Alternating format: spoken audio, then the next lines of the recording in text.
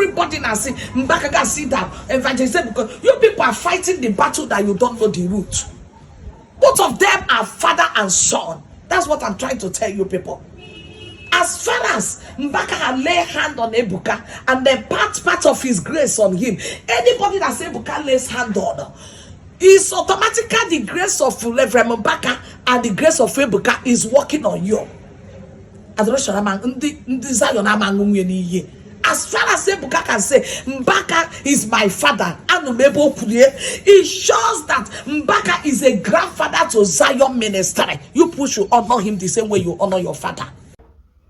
Mama the mama, mama, your voice is loud enough. Honor ya harota. Mama, I want to chip in because now a lot of people are on spiritual implications there. Spiritual implication and spiritual warfare. People are making all series of mistakes, all in the name of getting how they defend the Hanamaro. So now, Mama, again, I'm chipping into something sequel because I told people. I told them. Rapu no oku Fada Mbaka aka. Ha no Fada Mbaka.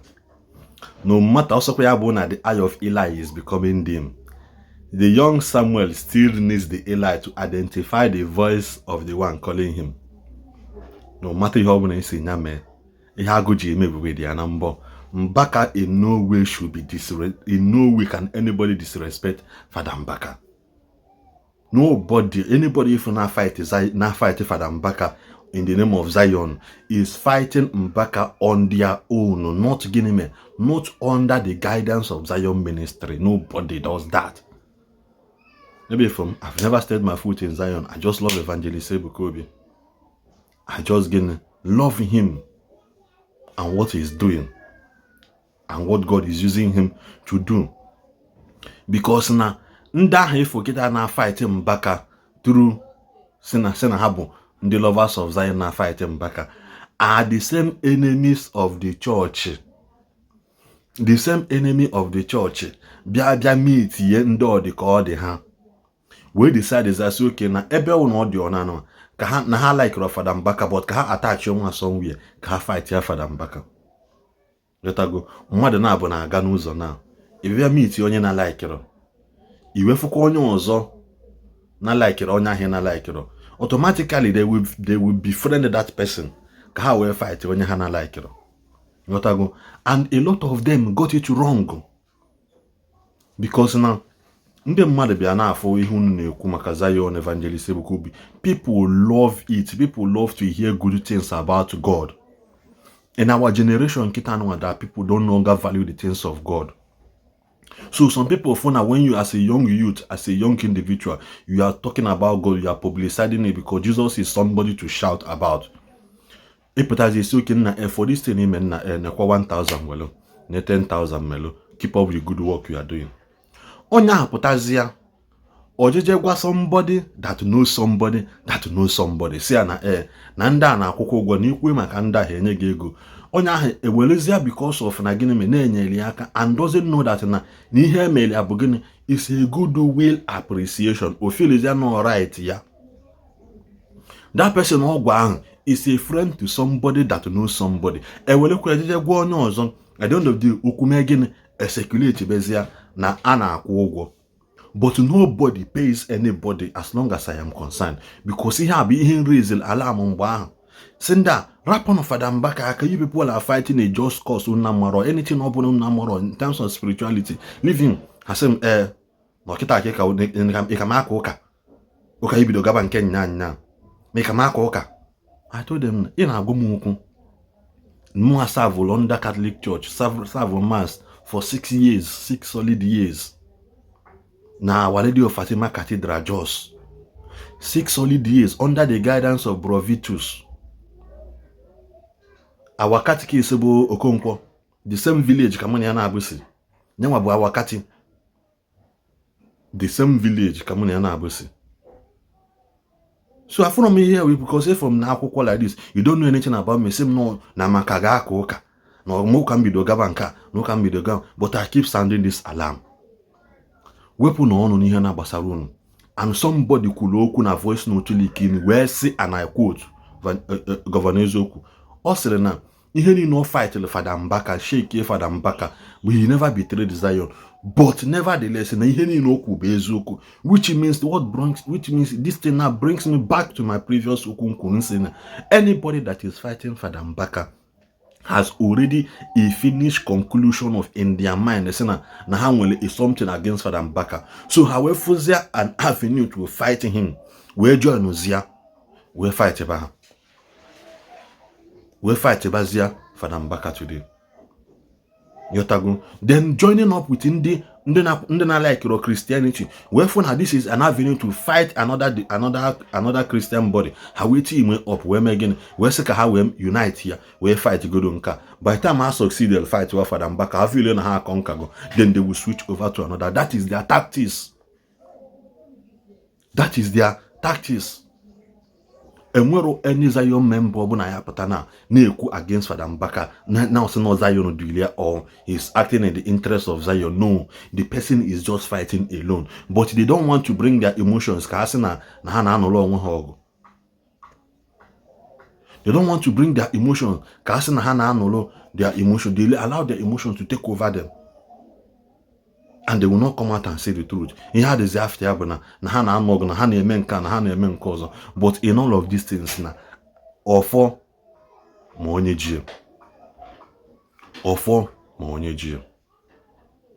so because on the buy, uno get your head this woman, una indeed na spiritual laws is still at work in our life. Spiritual laws are still effect and at work in our life. Just like, for example, now somebody be going a microphone online. On potentially give me pay page. Because now they going them mad microphone online. If I me pay that page, mad they going to get that microphone. If you be the tibe, on your toilet mass, on your must come now and menka, or if you will say annoyance and you quit him up he na draw show or it's something that did not work for you. That is exactly what happened. Nobody pays anybody in Zion ministry. Ihe melende mmadụ wogen appreciation. Ihe melende mmadụ appreciation. Ona ebulu onye Zion member for onye na-ekwu. At least ipiso onye na thank you. Ka we gbaa gị mmiri n'okwu na hold on chelezi agaba. Onwebeghị na odenye print receipt sị gị na afa anụnwa si from Zion ministry. Never. Or individuals. When Kakuzai Mpola Famba, also na some Sikobodo Ibo, Nyechalo J Park Akamba. Imago, Nechokuya Maguna, thank you for job well done. Nka, thank you for job well, including him, Ako. But on bing, will not allow you to say something that happened. No, ye in a way you see understand there. Maybe you could go mad on your call on yours. Because onya he call ya adekwa nke call onye ọzọ adekwa nke call onye ọzọ. But in all of these things, ogobuna ihe obuna unu feel unu ma about Mbaka dosania. Ihe obuna unu ma about Ebukobi dosania, because when two lions and two elephants are fighting, all the ground na suffer more. God will not look at him boy apia judgment. Man be na kwa ni kwilo onya. Because they are men of God, not men of you. Neither are they answering your father's surname. They are men of God, not men of Okechiku, not men of Okeke, Okonkwo, Okoye.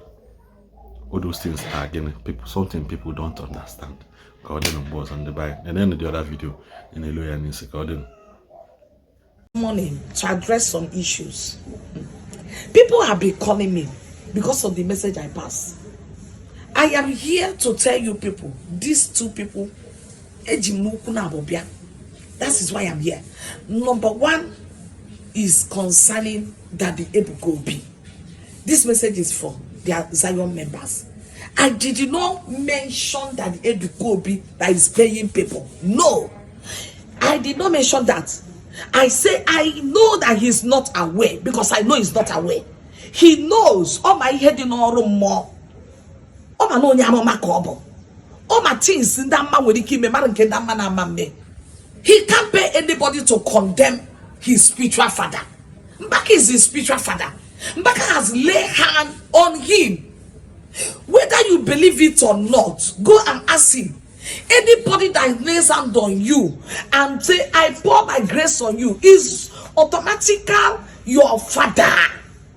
And that's why I keep on telling people, laying hand is not an easy something. Hear this, even you that is watching me, anybody that lay hand on you have authority over you. They lay hand, they impart the grace they carry on you.